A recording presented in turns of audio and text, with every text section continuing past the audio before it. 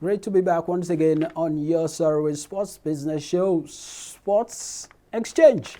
My name is Judy Olano. Great to be back. Yes, like I said, I'm feeling good. And this show promises to be another exciting one. And we continue again. We will talk about Nigerian football on the show today.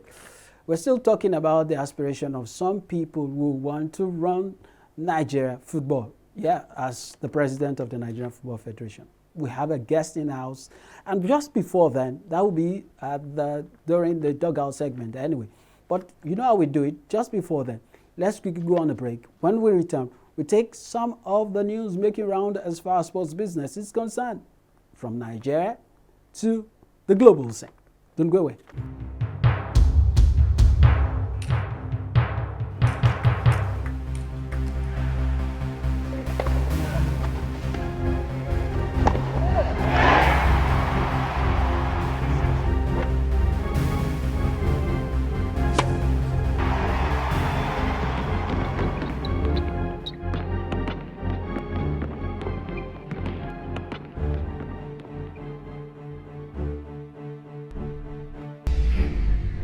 Fantastically finished. Welcome back straight to the news. A new initiative to chart a business-oriented pathway for sports development in Nigeria, Sport Nigeria, has been launched by the Nigerian Economic Summit Group and stakeholders. According to stakeholders, Sport Nigeria was set up to assist in aggregating the quantum of investment required to trigger the objectives of a repositioned sports industry. Speaking at the launch, the Managing Director of Sport Nigeria, Nkechi Obi, says the private sector-led initiative will aggregate, facilitate, and enable the requisite investment into the sports sector and the achievement of the objectives of a vibrant, sustainable sport industry across the entire country. In his goodwill message, Sunday Diary, Minister of Sports says the launch is a bold step by the private sector to build a business model for Nigeria sports development. Okay, BMO Capital has agreed to acquire Cincinnati's Western and Southern Open tournament from the United States Tennis Association. South Carolina headquartered BMO, the family office of the billionaire businessman and chairman Financial Group Chief Executive Benjamin Navarro, is expected to wrap up the deal in the third quarter of 2022. Financial terms for the Western and Southern Open, which is one of 6 joint association of tennis professionals and Women's Tennis Association 1000 series events, were not disclosed. According to Sport Business Journal, offers as high as $250 million were received during the initial bidding process, with at least a half dozen of $200 million or higher. Bayern Munich and Deutsche Telekom have agreed an early extension of their principal partnership, which will see the company remain as the German soccer giant's main shared sponsor until 2027 in a deal worth a reported €50 million a year. The pact, which secures the Bundesliga champions an increase of €5 million per season on the current contract, includes exclusive access to content from the club, which Deutsche Telekom can offer to its customers via fcbayern.tv on the Magenta TV subscription service. Bayern's deal with Deutsche Telekom dates back to 2002, with the pair having worked on numerous joint projects during a partnership that has been extended 3 times. In addition to launching fcbayern.tv Live, this includes the Stadium Vision multimedia experience and the rollout of 5G coverage across the whole of club's Allianz Arena home. Stars Play, the Abu Dhabi-based subscription streaming service, which was majority acquired by ADQ and E and from Lionsgate in March, has announced the launch of a new dedicated sports platform for the Middle East and North Africa region.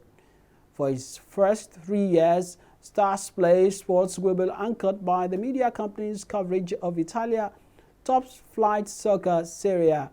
A contract is secured in partnership with Abu Dhabi Media for a reported 75 million euros. Via its two AD Sports premium channels, the new streaming service will offer all its annual 380 serial live matches with Arabic and English commentary, plus coverage of the Coppa Italia as well as the Supercoppa Italiana. On the last note, we have this. Barcelona have confirmed a 100 million euros deal with Orpheus Media, a production company run by Catalan media mogul Jaume Rores, which says the Spanish soccer giant parts with a 24.5% stake in their in-house Barca Studios content hub. The agreement comes after a similar deal with Socios signed last month, which was for a familiar fee and percentage of the company, valuing Barca Studios at 400 million euros. The transaction is the fourth injection of capital into the club through what club president Juan Laporta describes as economic levers designed to improve Barca's financial situation and register players within the La Liga salary cap for the 2022-2023 season. Just don't envy Barcelona at this time. They are in what is called a financial mess. They are trying to get out of it. That's business, though. It happens. So we're going to break. When we come back, straight to the dugout segment. My guest is already in the studio, and I'm ready to take him on.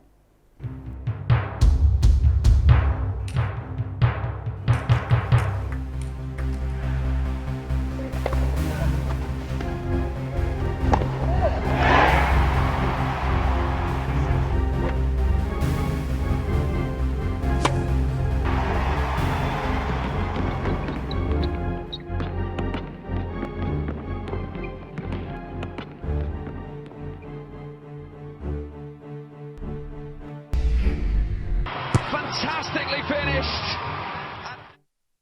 Welcome back. Just like I told you, we're still the season of election. Yeah, probably it will happen. Eventually it will happen. But let's talk about those who are trying to throw their heart into the ring. One of them is here with me in the studio today for the dugout segment of the show. Aminu Yusuf joins me on the show today. Aminu Yusuf, by the way, is a player and club intermediary. Sure. Aminu, thanks for joining me on the show. It's a pleasure, my brother. Great. Yes, let's start from your experience as a club and player intermediary. Let's talk about that very, I don't want to say, that particular sector of our football that is dogged with so much controversy. How is it trying to navigate your way through that particular sector? Yeah, the sector, like you said, has been very tough, but we're still getting our way through. Because some of us still insist on doing the right thing. Okay. And as long as you do the right thing, definitely you always get your way through whatever you want to do. Because by our training, because some of us were actually trained as a club or players intermediary.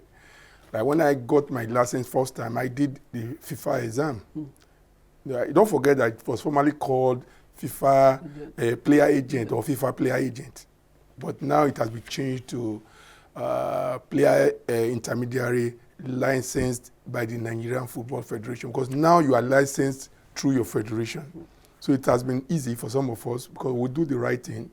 But those who don't do the right thing, they always have problems because it's very simple. It's just like, let me go a little bit spiritual, you know, like the Bible and the Quran, and God said, these are my rules and regulations. Exactly. And by the time you go against the rules and regulations, you always have a problem. But we, or some of us, always abide by the rules and regulations. So we always navigate our way through. There's no problem at all. We get the job easily. And everything is going very well. You know that the sales of players, especially players' business, always very lucrative. You see that it's greed that usually makes us hear a lot of issues around players, that surrounds players' movement from one club to the other, and especially contractual issues. Yeah, it's partly greed, and partly when things are not done properly. Because most contracts by clubs are not done properly. You see, I give you an example. I have been able to handle more than 40 cases at the FIFA Dispute Resolution Chamber. All these cases bordered on contractual problem, employment-related issues. Some of my colleagues, like Barrister Mobi, a lot of them have been handling such problems too, between clubs in Nigeria and players playing abroad. But unfortunately, the players playing abroad are the one enjoying it, not the Nigerian players. Because Nigerian players cannot go to FIFA. Once there's a contractual dispute between the players, Nigerian players, and the clubs in Nigeria, and you write to FIFA, FIFA will say, look, go back to your federation. Because there is an agreement between FIFA and this federation. International related disputes are only handled by FIFA. Internal disputes are handled by the federation. But unfortunately, the Nigerian players are suffering. So that is why the issue of greed normally comes in. When they want to sign contracts, some of these players, they come in with their clearance. And the most chairmen of clubs don't understand how to deal with these players. Because in Nigeria, I hear individuals claiming that they are the owner of a player. You say an agent will say, I am the owner of that player. How can you own a player? Have they forgotten there is a certain rule by FIFA that will call third-party ownership that is forbidden in Nigerian football? In fact, football in the whole world is forbidden. So an individual cannot own a player. So because the chairman of clubs don't know what to do, some of them don't know what to do, the agents, some of them are naive, they are not well trained, they don't know what to do. Because most clubs, people prefer to deal with what I call rats agents. You know, in the wharf, you have what you call wharf rats. These are unlicensed agents. Most clubs prefer to deal with unlicensed agents. And when you deal with unlicensed agents, this is the kind of problem you have. Contractual disputes. It's all over the country. It's all over. It's all over. I'll tell you the truth. It's all over. And it's a big problem, except to get it right. Wow. And that brings me to the next question. Is that part of why you feel that you can be the next NFF president?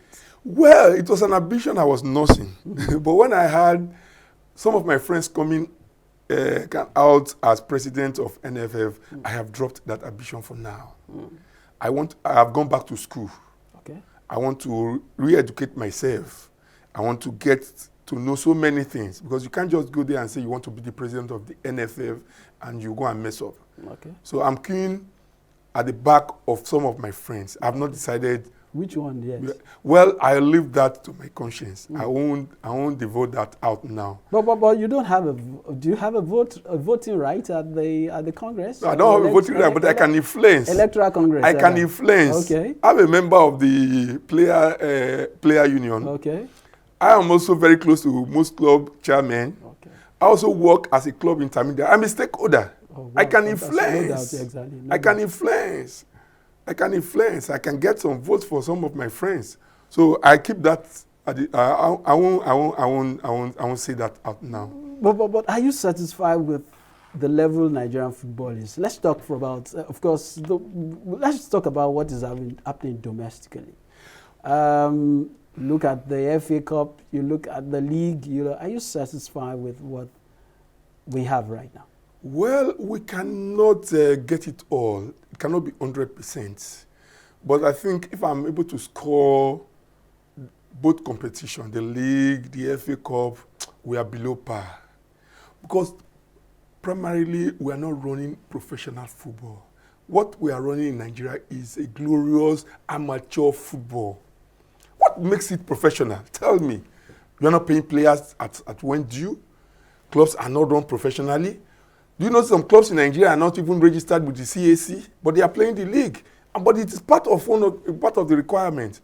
To be able to play in the league, you must register the club with the CAC. Some of them are not registered. They are not registered. The ITO Cup, you saw the way it was played. Most clubs were not satisfied. Because anyway, I think the problem is from the NFF. They didn't get it right. They should have informed these clubs that, look, we cannot complete the FA Cup before the deadline of registration. But you didn't tell these clubs. You made some of them, they start running, they start spending money. These club chairmen spent a lot of money. And this money is not there. The government are not ready to give money. So that is just the problem. But they keep saying, you and I know that, football is lucrative. It's a money-spinning business. Why is it that we keep complaining about no money here? Yeah, it's lucrative, but because we're not doing the right thing. What are the things we're supposed to be doing that we're not Well, doing? in the area of players, for example, I have gone to a stadium where spectators were allowed free to the stadium, and I asked a question: why don't you collect it? They say no. Some of this government, they use this as PRO. The government doesn't want you to collect money. It's okay, fine. In the area of sponsorship, in the area of sales of players, where some of us are good, some of us are experts, we're not doing it right. In the area of training compensation to club sides, in the area of solidarity compensation, we're not doing it right. I've had a situation where an agent took a Nigerian player abroad and wrote a letter to a club in Nigeria to waive his rights, to waive the training rights, and the club signed. I said, because he wants to sell for peanuts, you are waiving your right. This is a statutory right given to you by FIFA. Because let me take you back. People should understand why we have training compensation and solidarity. You see, FIFA in their wisdom sat down and said, look, most of these big clubs enjoy the benefits of these players after the younger clubs have trained them.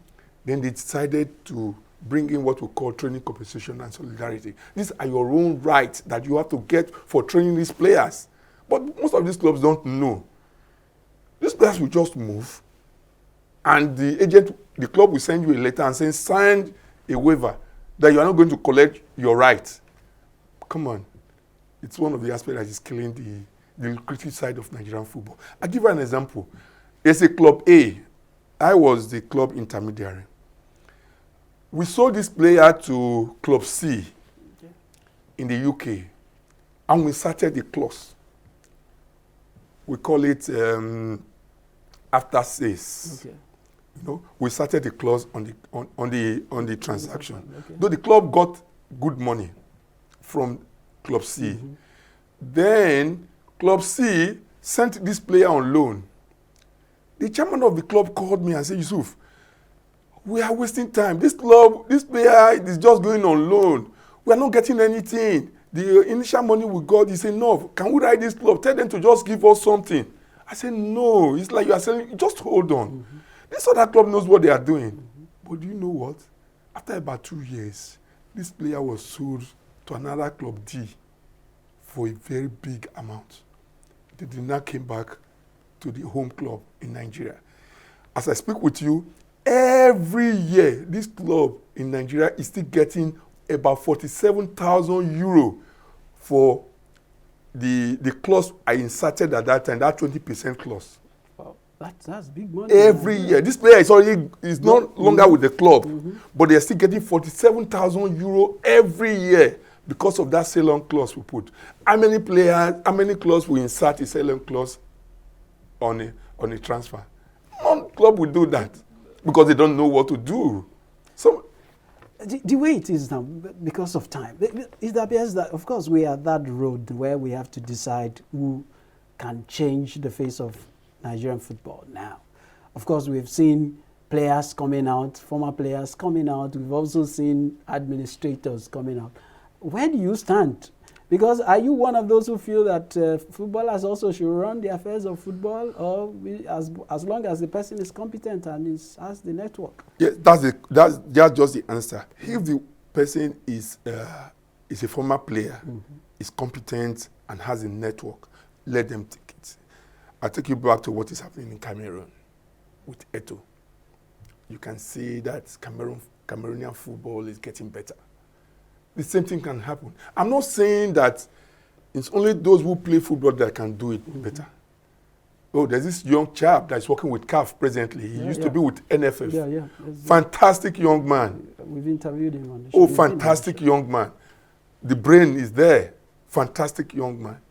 Some of them, Jonathan, Peter Saidida, they're all good in their own level. But let somebody who can deliver, somebody who has this contact, somebody who knows how to at least change the face of Nigerian football. Because and I think we should give it to the younger ones. We should give it to the younger ones. I have some young intelligent young men that are really working hard. Amobi, fantastic young man too. Yeah, he just got into FIFA Masters program. Yeah. Fantastic, excellent young man. We work together. I won't say I trained him. We work together. He calls me my mentor. We work together. Fantastic. When he was in Rangers, you saw what he did with me. You saw how Rangers was going well. Get some of these people who knows this business. Employ them into the Nigerian Football Club. Let the clubs employ some of them. Taking them on contract. Let them advise you what to do. That's some of the clubs I'm handling now. The kind of clause I have in their contract. You are too small as a foreigner to say you want to come and claim your so-called pension money, because that's what they do. They come from Ghana, they come from Togo, they come from Ivory Coast, they come and claim pension money. Yeah, in Nigeria. In Nigeria, from Nigerian club side. I can't name, if I tell you how much Nigerian club side are losing at the dispute resolution. There was a time a club paid almost 20 million to these foreign players. 20 million. What do you think was the response? Because inability to do a proper contract. Inability to do a just contract, a proper contract, because they don't know how to do it. But you won't call the person to somebody who knows the job to do it. The chairman will just sit down with some of them. They will just do it. Contract. So contract is something you have to be very careful. You see what happened between the NFF and the other coach we sacked. Yeah, Kenneth Rowe. You see what happened? I'm not saying they didn't do their job very well, because I am not privy to that contract. But some of the club contracts I have is rubbish. It's rubbish. Some of the clubs don't even have contracts. What they rely on is the contract they get from the LMC. LMC, exactly. That says you must pay. You must do this, you must do that. That is not a proper contract. There must be two sides to a contract between you and the player. The benefit to the player, the benefit to the club. If the player is leaving, the club will get this. If the player is leaving, the club will get this. I'll give you an example. I did a case with a club A. With the late Maurice Coman. Okay. When I saw the contract, good contract, the club was smart. They inserted a certain clause in the contract. But I told the club, I said, Chairman, I'm going to get 6 million out of this deal. He said, you can't get anything. I have 2 lawyers that are battling this. I said, okay, let's go and try. Let's go to the floor and play. I will go to DRC. At the end of the day, I got my 6 million for the coach. 6 million for the coach. Some of the foreign players have taken some of this club to FIFA. They got a lot of money. When I see what these players get, some of them just come in, just sign. At the end of the day, some of them are not good enough like our players, but at the end of the day, they go to DRC, they go and get the residual value of the contract, and you pay through your nose. Recently, a club in the north paid almost 12 million. Because of so you just notice that those are the loopholes that those players also look for right now when they come in from. You see, one thing you don't know, most of these trained lawyers who work with FIFA, they're very intelligent. Recently, I battled one from Togo, very intelligent lawyer. This player A signed for a club in Nigeria, and when he was leaving, there was a clause I put in the contract of the player. Good clause, because the clause will also benefit the player and the club. Okay. I will put the clause and say, okay, if the player is leaving, he gets this. If the club is sacking him, if the player is leaving, the club gets this. If the player is leaving, he gets this. So I'll balance it. All right. So the boy signed the contract because happily they will sign. He signed the contract. And after some time, we all know that the boy was tired. He was an old player. After some time, he wrote FIFA through his lawyer and said, this contract was terminated on just cause. We have these clauses, just cause and sporting just clause and all that. I said, okay, fine. The club sent me the letter from FIFA. I called the club and said, look, the only thing you will pay in this contract is you only pay because you reduced the player's salary when he was not playing well. But you forgot to put another clause that when he's playing well, you will increase in salary. You only did it to benefit yourself, which is not allowed in FIFA. You cannot do, when in the contract, it's a give and take issue. If you say the player is not playing well, I will reduce your salary. Then you also put in that contract, if the player is playing well, I will increase his salary. Not only saying that you will reduce. All right. So I told you, look, for the 12 months that you took the 50,000 or reduce the amount, you are going to pay back. Okay. But for this residual value of 10 million that the player is claiming, chairman, go and rest, you won't pay it. I said, don't worry. We'll go there and try ourselves. We went to FIFA. When the judgment came, and you got it. I got the judgment, right? Got the judgment. The player was only paid 638,000 naira. I think at this point, like I said, time is really, it's becoming interesting because we need to really talk about, because this is what makes football tick. Football is about money. And let the clause be transparent. It's easy. Let us be transparent in this deal. There's nothing like under the table contract. It's just on top of the table contract. Put it on the table. Let's look at it. Wow. Call the experts. Let them tell you what to do on the contract. Let the players sign. You sign.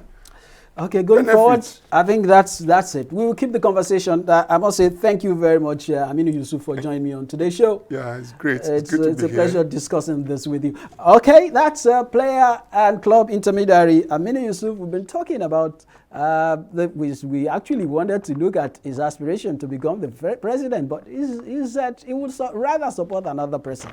And of course, we delve so much about player transfer and how Nigerian clubs are not doing it the way they should, because that is his area of specialty. That's it.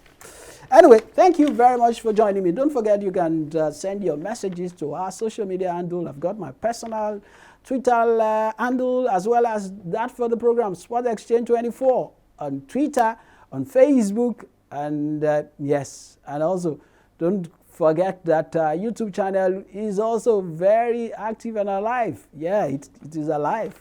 Yeah. Until I come your way next time, Jide Olano is my name. Yours today, tomorrow, of the future in sports business is over and about.